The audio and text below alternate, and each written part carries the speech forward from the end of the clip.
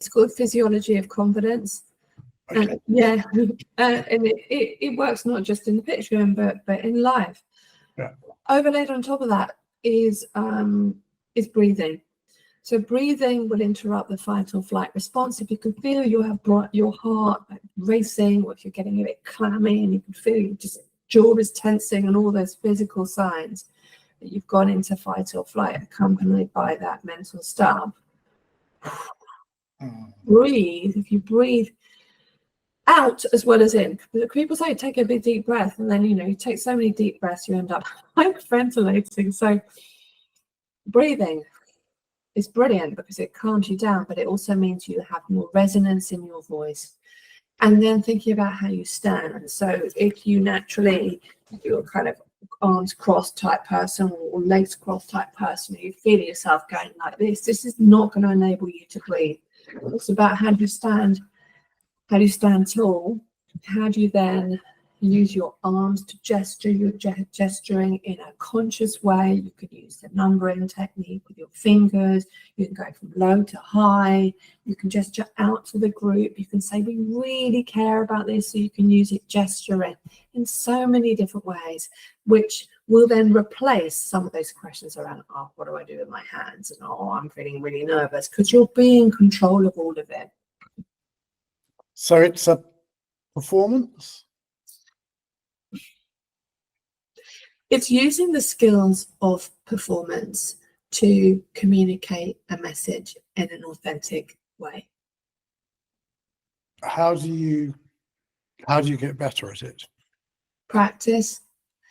So some of the most authentic, natural presenters, we think of people like Steve Jobs, for example, Oprah Winfrey, the most amazing presenters. They look like they're just rocking up on stage and just doing it. But they have spent years honing what might look like an authentic off-the-cuff talk. So you don't have to spend years. You just need to get focused and learn. This is really, really important. And why spend hundreds of thousands of pounds worth of time and expertise creating an incredible deck and an amazing proposition with your agency, and then just not doing yourself justice on the day? So this is one of the most important things. So it's about turning up. It's about not leaving this to chance, I guess, that you're increasing the likelihood of success.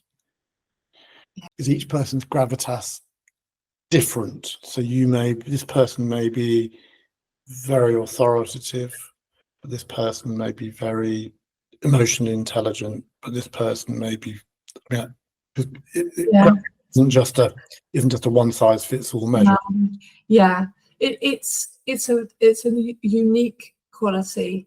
Every single person has got their own version of it, and what they can do is they can use the 6 components of the wheel to figure out what their own version of it is.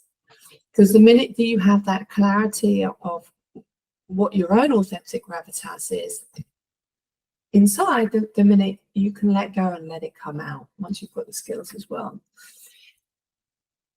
That's interesting. So it's a bit like learning a golf swing or learning a song on guitar, whatever it is. You've got to do this conscious learning piece, and then once you've done the conscious learning piece and you've got the muscle memory, for want of a better phrase, then you can get into the zone, and then you can do the thing. But yeah, first things first, there's that kind of really painful first few goes at it. Totally. And some people think that gravitas is, you need to have had an entire career to have earned it. But that's not true. It can be accelerated, it can be learned, and it doesn't have to be a long, drawn out, incredibly painful thing.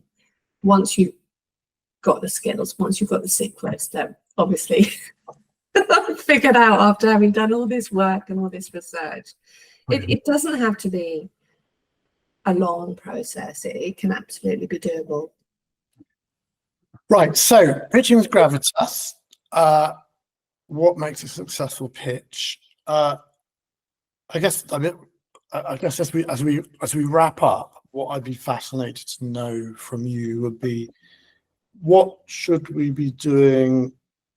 What should we do this week? What should we do this month? What should we do this quarter in order to improve how we do these presentations? All right. Well, this week, what anyone who's listening to this and their teams can do is to assess themselves using the Gravitas wheel and assess one another.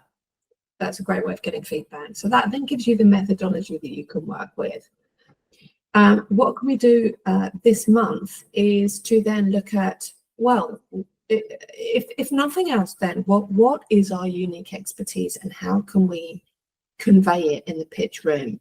So this isn't about saying we've got however many years experience and, you know, we've got technical experience in X, Y, and Z. It's like, how do you tell amazing stories that illustrate your expertise, that show rather than tell? To get really brilliant at authentically sharing case studies that illustrate your expertise. That'll be this month, and have a bank of them ready to go.